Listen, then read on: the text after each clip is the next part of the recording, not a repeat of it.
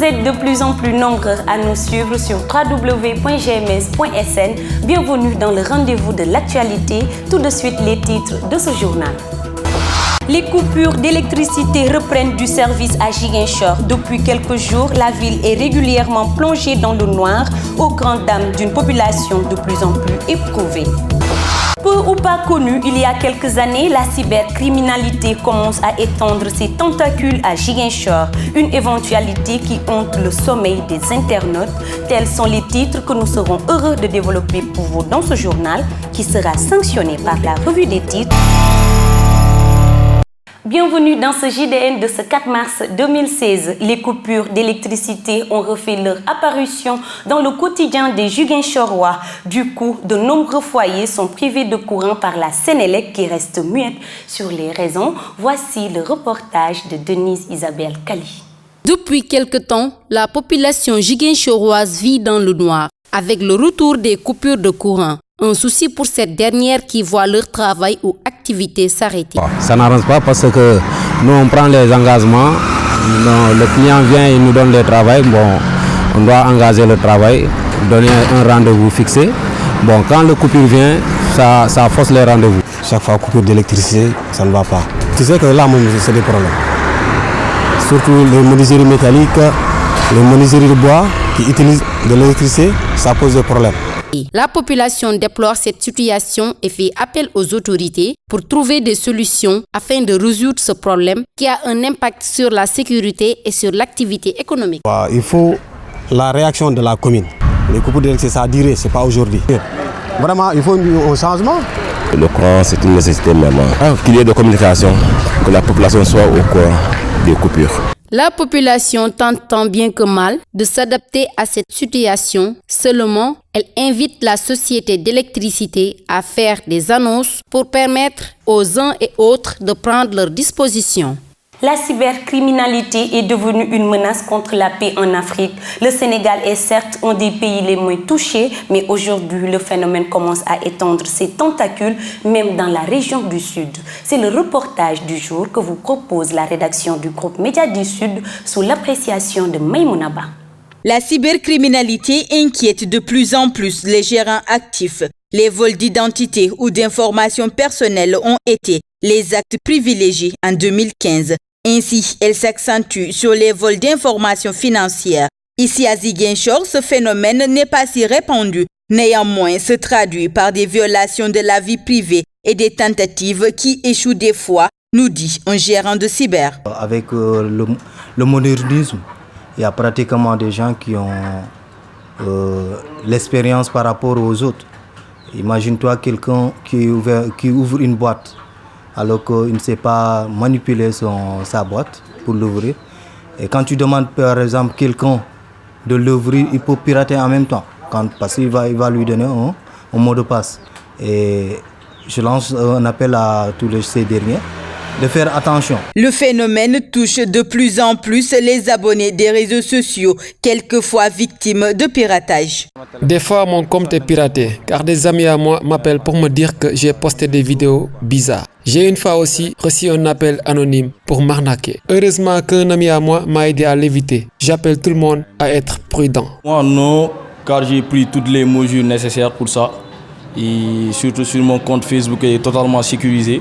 Voilà, quand j'utilise souvent les réseaux sociaux, je mets toutes les fonctions de sécurité nécessaires pour cela. La cybercriminalité est en forte croissance en Afrique. Aujourd'hui, toute personne qui se connecte devient une cible potentielle. Une des solutions serait la prudence et beaucoup de vigilance. Suite à la fermeture de certaines unités industrielles comme Soséchal, Sopika et Casaju, le ministère de la Jeunesse, de l'Emploi et de la Construction citoyenne a mis sur pied le projet d'appui à la promotion de l'emploi des jeunes et des femmes pour lutter contre le chômage. C'est un reportage de Mathilde Ramobalté dans le cadre du dossier de la semaine.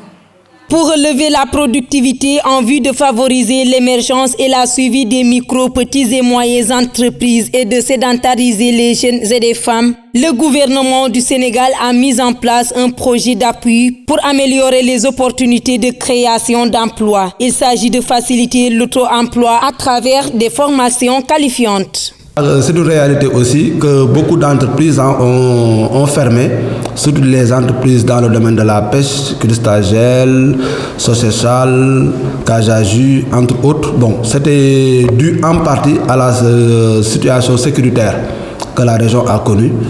Mais actuellement, je pense qu'avec ce que les autorités sont en train de faire, il y a quand même de l'espoir. Si on arrive à massifier ces genres d'infrastructures, les fermes agricoles, les fermes avicoles, les fermes aquacoles, au niveau des communes et au niveau des villages, je pense que moi, je suis convaincu que c'est le meilleur moyen quand même de vraiment résorber tout ce qui est chômage endémique au niveau des jeunes et au niveau des femmes.